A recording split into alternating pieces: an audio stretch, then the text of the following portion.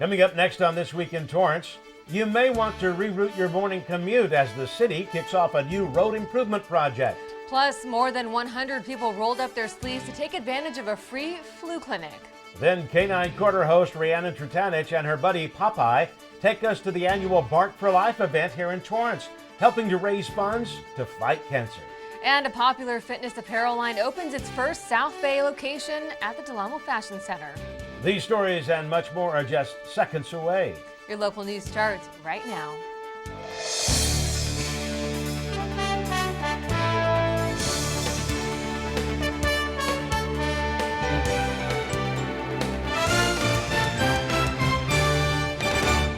Hello and welcome to This Week in Torrance. I'm Chun. And I'm Ben McCain. Thanks so much for joining us. Here are your top stories. The city of Torrance can add one more green accomplishment to its list. Southern California Edison and the Climate Registry honored Torrance as a 2016 Cool Planet recipient in the large government and institutional sector for displaying exemplary leadership in energy and carbon management. This annual award recognizes the valuable contribution of SCE business customers. John Landis from the General Services Department and Danny Santana from the Community Development Department were at the ceremony to accept the official award. The recipients were honored with a plaque made out of recycled glass. Torrance was one out of 20 SCE customers who received an award. Saving energy at home may get you money back in your wallet. The South Bay City's Council of Governments, through its Environmental Services Center, is urging South Bay Southern California Edison customers to save energy. It's an opportunity to make your home run smarter, not harder. Southern California Edison is offering customers Save Power Days. That rewards for conserving energy during peak times. Now, if users reduce electricity use on those scheduled days between the hours of 2 and 6 p.m., customers can earn up to $100 of credit on their bill. Once you enroll online, you'll receive an alert before the event date. Officials from South Bay City's Council of Governments say that making simple changes like switching off your lights when you leave a room, fully loading the dishwasher before running it, or unplugging appliances will make a large impact. You can go to SCE.com and search Save Power Days to sign up. Torrance City Council members unanimously approved moving forward with drafting an ordinance for short-term rentals. The City of Torrance presented a land use study to the City Council, which included feedback from other cities like Los Angeles, Palm Springs, and even Austin, Texas, about how they regulate short-term rental networks like Airbnb. After looking at different options, staff members said there are various factors to take into consideration with regulating short-term rentals. Some of the ones discussed included a permit process, fees such as registration and renewal penalties, noise limits, and parking requirements. Many of the council members who originally wanted to ban short-term rentals agreed this time around they would rather have it regulated. Council members discussed legal cases against other cities and whether a property owner of a short-term rental should live on site. Mayor Patrick Fury suggested that the city needs to move towards some sort of regulation and crafting an ordinance that would prevent legal problems. Various community members have argued on whether house rentals should even be regulated, while others have said this type of business has affected their neighborhoods. Council hopes a draft will return back to the table in 3 months. Airbnb currently has 100 listings in Torrance. City Council members also made a decision recently to not make any changes to the current no parking ticket fees. The City Council took a look at reducing the citation fee for violators who break the no parking restriction rule during street sweeping times. City Council member Mike Griffith suggested the citation fee to be lowered to $43 from $43 to $25, while Councilman Herring suggested lowering the fee to $38. The optimized street sweeping program helps to prevent trash, oil, and debris from entering the city's storm drain system that ultimately goes into Machado Lake, Santa Monica Bay, or the Dominguez Channel. A regulation set by the Los Angeles Regional Water Quality Control Board asked for zero discharge to be allowed from the city. The program installed nearly 10,000 signs citywide. The signs were installed in phases throughout the city in 2014 through this year. A longtime city employee was remembered and honored at the city council meeting recently. Stephen W. Barclay, a senior housing specialist in the city's Community Development Department, passed away unexpectedly on October 21st. Barclay first came to work for the city as a housing specialist in 1988. He touched the lives of hundreds of families and was always the one that would help people when a difficult problem would arise. He is remembered for his compassion and generosity. Mr. Barclay always had a sense of humor, and his co-workers say they will miss Elmo, Barclay's always smiling alter ego. Barclay will be greatly missed. Well, businesses had the chance to learn how to be more environmentally friendly. The Building Economic Resilience Forum held at the Torrance Doubletree by Hilton was hosted by the South Bay City's Council of Governments. Nearly 100 local business members attended breakout sessions to learn about water-saving tips and solar renewables. Mayor Patrick Fury was also in attendance and talked about the city of Torrance and all that the city has to offer. The mayor also discussed how being eco-friendly has been a top priority for Torrance. Business representatives were encouraged to come up with projects for their companies and how to actually finance them. Industry experts talked about the importance of recycled water and how they can take part. We've been running something called the Green Building Challenge in the South Bay City's Council of Governments. We have 172 businesses that have signed up to work with us on sustainable business practices. Today is one of the events of that program. Businesses represented were from Torrance, Manhattan, and Redondo Beach. The vendors came from all over California. You may have noticed a bit more traffic during your daily commute in Torrance. Well, it's because a large $3 million road rehabilitation project is underway. Reporter Jerisa Blunt has the story. The sounds of construction can be heard along parts of Crenshaw Boulevard and PCH to South City limits. It's the beginning of a 6-month project for the city of Torrance to improve these roads. It's a very heavily traveled street. It's one of the main corridors within the city. It carries in excess of 50,000 vehicles a day. It has been kind of beaten up over the years. You know, it's got a lot of potholes, a lot of deterioration.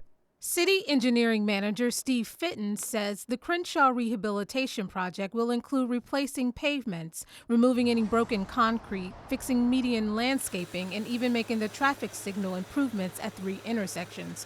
Also, commuters can have a smoother ride. Crumblings just like this are all part of the city's plans to be fixed. Soon you'll see signs all along Crenshaw Boulevard directing traffic just for that construction to happen. Repairs are improvements, and the better the roads, the better my vehicle going to be treated. So I'll put up with the traffic jams. While it's no secret that Crenshaw Boulevard is a busy road, many say while they think the project is a great idea, they are already making efforts to avoid the street. I try to go any other street except for Crenshaw, because when you're coming, especially in the middle of the day and they're working, you only have one lane sometimes, and the commute is really slow, so I really try to avoid it. But for the commuters that still take Crenshaw Boulevard, Fitton says it's better to prepare yourself now for the traffic jams that will be coming. There will be periods of time, though, where we will be required to close lanes on a 24-hour basis. And those will be the tough times for folks.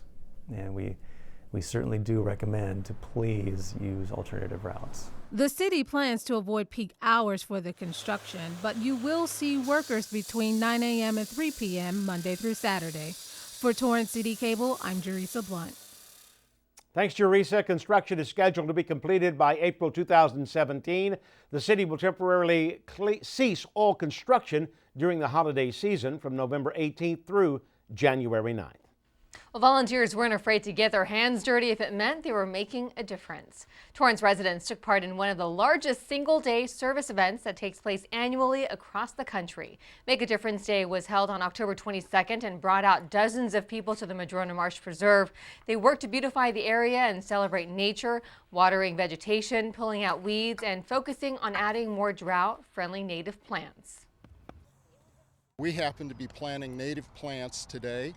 Native buckwheat, the coastal buckwheat plant, grown from seeds that were actually harvested here at the preserve and propagated in our nursery by volunteers over the course of the last several months. When you volunteer, you invest in the community, and you get more back from investing in the community than you're giving, and it makes you feel pretty wonderful inside.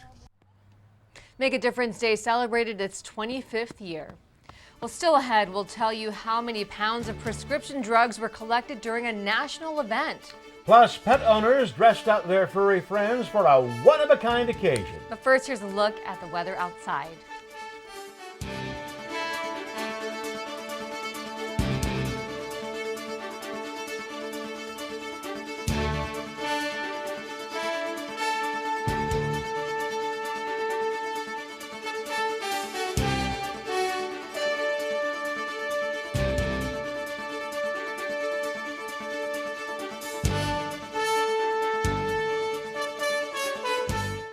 Why is my son having trouble in school?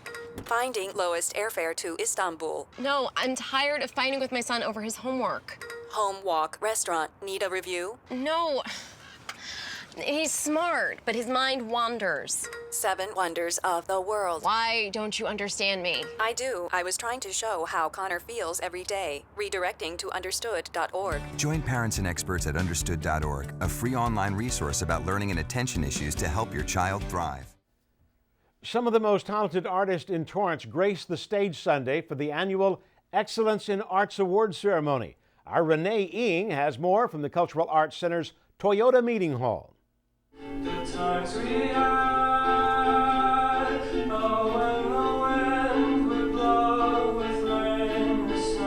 An afternoon packed with dancing, music, and laughter as the city celebrated the arts in Torrance for the 39th year. I liked it a lot. The piano playing was my favorite, yeah, and the dancing was really cool. I didn't expect that. Long Beach resident Jaden Wispolsky traveled all the way to Torrance to watch his uncle, Bondo Wispolsky, receive the award for literary arts. Congratulations to the other recipients of this year's Excellence in Arts Awards. I'm honored to be in your company. The Torrance Cultural Arts Commission also recognized 8 others for their contributions in dance, visual arts and design, drama and theater arts, music, arts education, and overall support for the arts. Drama winner Bob Minicelli says his win was a team effort on behalf of the theater group, the Aerospace Players. So the performances are good when everyone's reacting to it well and everything else works. The award also inspired him in other ways. It also makes you want to strive, I think, a little bit harder even to be deserving of it and to kind of make the most of your whatever talents you can bring to the activities. The night also honored those who cultivate artistic talent, like Janine Ferguson. She won the Dr. Tom Rishi Arts Education Award for her work in launching programs at the Cultural Arts Center for 15 years. It's just fun that the city finally recognizes all of that and that, that they appreciate it too.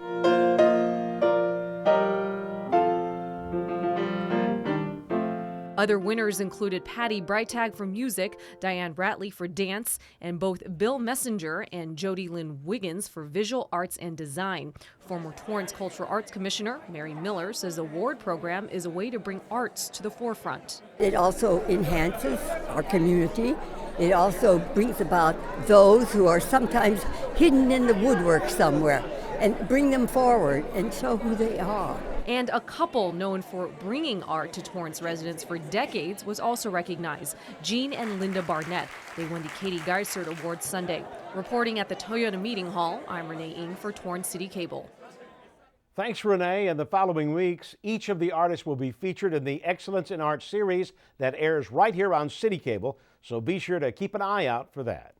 A street fair known for its unique treasures celebrated another year of business in downtown Torrance.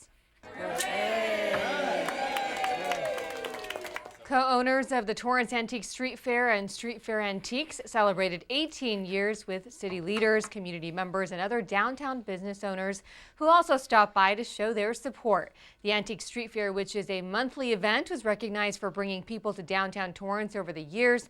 Mayor Patrick Fury thanked co-owner Julie Randall for helping to make downtown Torrance a destination and presented her with a one-of-a-kind group picture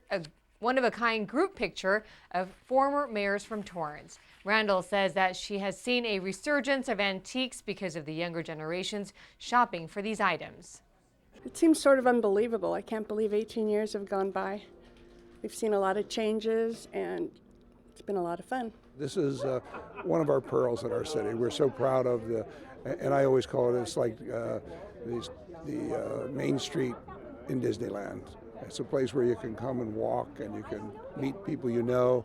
I've been here with mayors from other cities and walked through, and they're just aghast at how cool this is. The Torrance Antique Street Fair, which started with only 30 sellers, has grown to 200 now. It brings thousands of enthusiastic people to downtown every fourth Sunday of the month. The fair started in 1998. The family-run business also opened a storefront called the Street Fair Antiques that is open year-round. Speaking of the Torrance Antique Street Fair, this month's event hosted a Halloween theme and attendees got creative.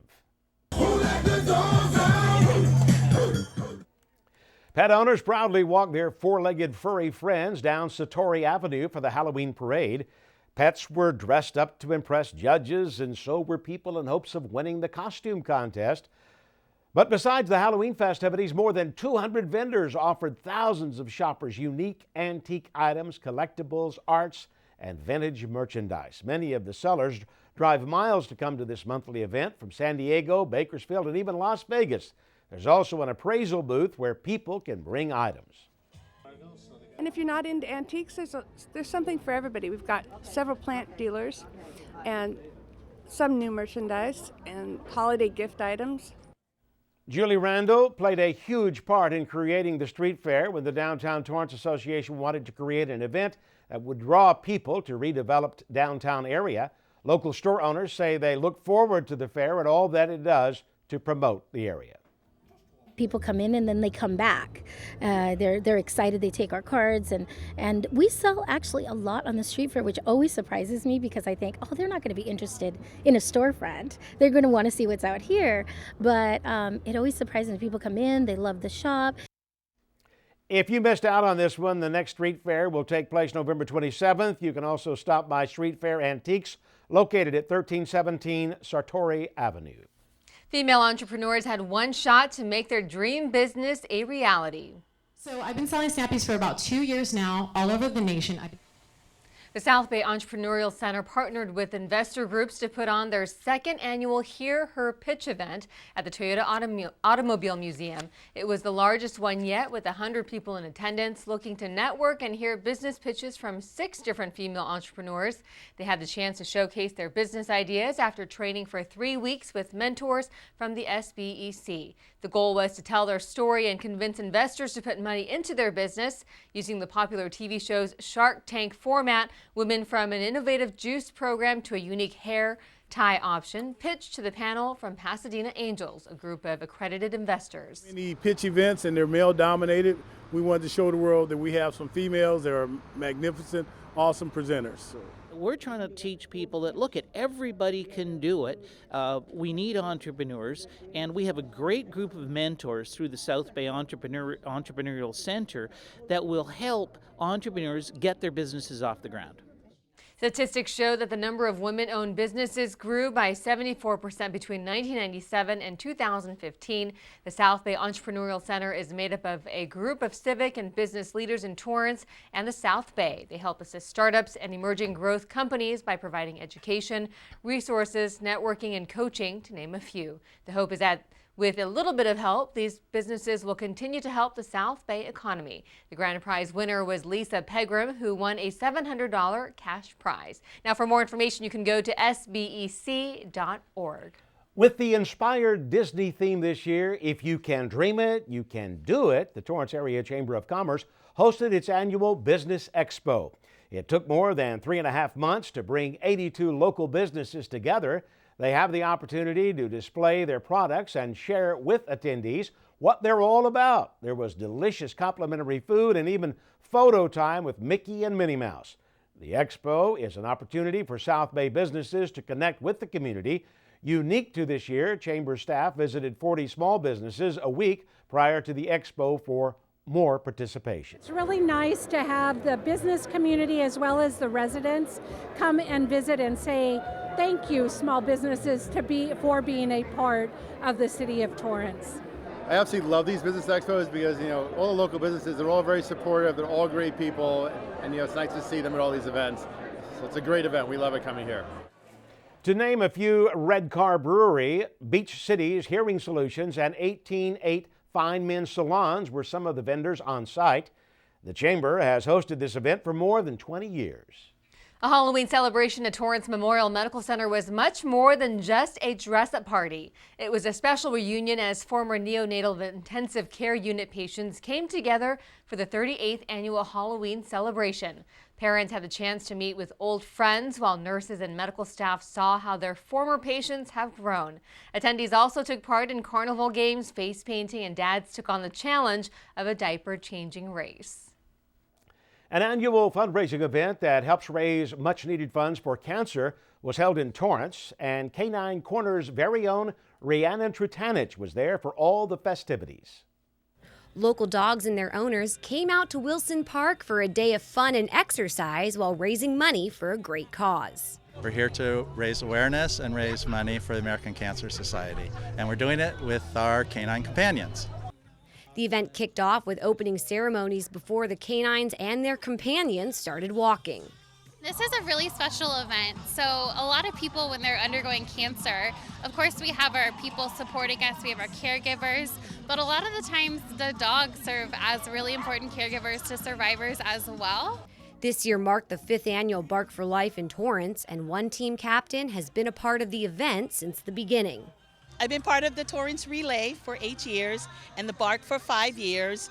I lost my youngest son to cancer 18 years ago at the age of 17.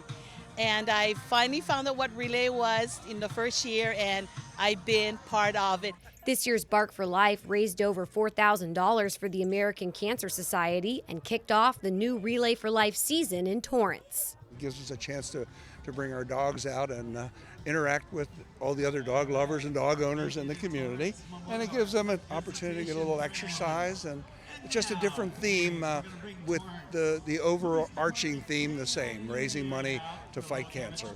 Dogs and their owners took a break from walking to watch the demonstration from the canine unit with the Torrance Police Department. In addition to walking, dogs were also able to participate in different contests, including a costume contest and peanut butter eating contest. From the dogs and their owners to the businesses at the event, everyone was focused on raising money for a great cause. Who has not been touched by cancer in their life? Everybody has. Whether it's, obviously we see it on almost daily basis with animals, but we've all been touched by it in our lives too. And the money raised at Bark for Life will go a long way. So there's things when people have cancer that they don't know where to turn, and we're the answer. So we have a 24-hour hotline, we have a website where people can access all the time. We all love our dogs, and we love the passion of Relay, and dog owners are always very passionate, so it kind of goes together. Thank you, Rhiannon. If you want more information about Bark for Life or Relay for Life in Torrance, you can visit relayforlife.org/TorranceCA.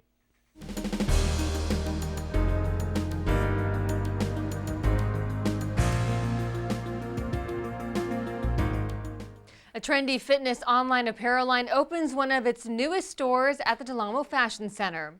Despite some delays in opening, Fabletics is now busy selling its latest collections and exclusive prints for performance, lifestyle, lounge, and swim to the South Bay. The store, which began online, is co-founded by actress Kate Hudson. Shoppers will have a unique experience in the nearly 2,600 square feet store, from mobile points of sale for easy checkout to free shipping from warehouses for out-of-stock items to even in-store fitting appointments. It will also carry FL2, a new line of men's high-performance athletic gear. They are located next to the Disney store near the Mall 6 entrance by Lucille's Smokehouse Barbecue.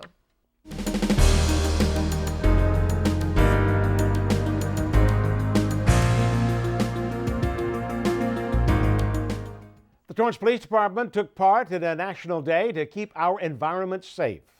For National Prescription Drug Take-Back Day, nearly 450 pounds of prescription drugs were dropped off at the Torrance Police Department. The day is aimed to provide a safe, convenient, and responsible place of disposing prescription drugs while also educating the community about the potential for medication abuse. Torrance Police partnered with the Drug Enforcement Administration. Torrance Memorial Medical Center and Behavioral Health Services, Inc. was also there. People brought bags of old medications from their homes or anything that they no longer used to make sure it doesn't get into the wrong hands. A lot of people flush their medications down the toilet. They shouldn't do that because then it gets in the stream, the water stream, and then it affects everyone. Or people will just toss them in the trash. However, we have a lot of people that go into trash cans and they like to take things out of trash cans, so they may take the medication. Beautiful. According to the studies, the majority of drug abusers say they get their drugs from friends and families who no longer use them. The national event takes place twice a year, and the Torrance Police Department was chosen as a safe disposal location. I've been looking forward to this because I have a bunch of medications and pill containers that I wanted to get rid of, and I heard about it from Torrance Alerts. The drugs are taken by the DEA and then put into an incinerator. There were 4,700 collection sites nationwide. The Torrance Police Department was awarded grant money to tackle traffic-related deaths and injuries. A $260,000 grant from the California Office of Traffic Safety was given to the Torrance Police Department for a year-long program of special enforcement and public awareness efforts. Authorities say they will use the funding as part of the city's ongoing commitment to keep roadways safe and improve the quality of life here in Torrance. Some of the program problems they hope to combat are drunk drivers, speeding and crashes at intersections, educational presentations, DUI checkpoints, DUI saturation patrols, and bicycle, motorcycle, and pedestrian safety will be a few of the many efforts the grant will help fund. According to the National Highway Traffic Safety Administration, in 2015, the number of people killed has climbed nearly 17% across the state.